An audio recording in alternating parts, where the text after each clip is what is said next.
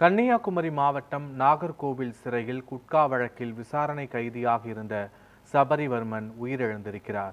கூடுதலான விவரங்களோடு எமது செய்தியாளர் சதீஷ் ராஜா இணைப்பில் இருக்கிறார். சதீஷ் ராஜா, வணக்கம். கூடுதல் விவரங்கள் என்ன? அதாவது பத்மநாபன், கன்னியாகுமரி மாவட்டம் நாகர்கோவில் மாவட்ட சிறையில் அடைக்கப்பட்டிருந்த விசாரணை கைதி ஒருவர் உயிரிழந்த சம்பவம் பெரும் பரபரப்பை ஏற்படுத்தியுள்ளது.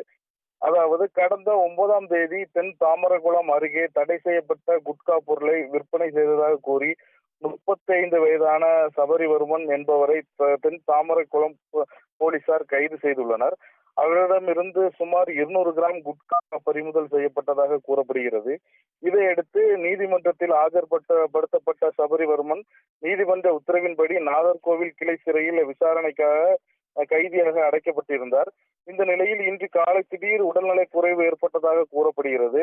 உடனடியாக மருத்துவ சிகிச்சைக்காக அழைத்து செல்லப்பட்ட நிலையில் அவர் உயிரிழந்ததாக தகவல் வெளியாகியுள்ளது. முதற்கட்ட தகவலின்படி மாரடைப்பு காரணமாக உயிரிழந்திருக்கலாம் என கூறப்படுகிறது. இருப்பினும் உயிரிழப்புக்கான துல்லியமான காரணம் பிரேத பரிசோதனை அறிக்கை வெளியான பிறகே உறுதி செய்யப்படும் என கூறப்படுகிறது. இந்த சம்பவம் தொடர்பாக நேசமணி நகர் போலீசார் மற்றும் சிறைத்துறை அதிகாரிகளிடம் விசாரணை மேற்கொண்டு வருகிறது. பத்மநாபன்.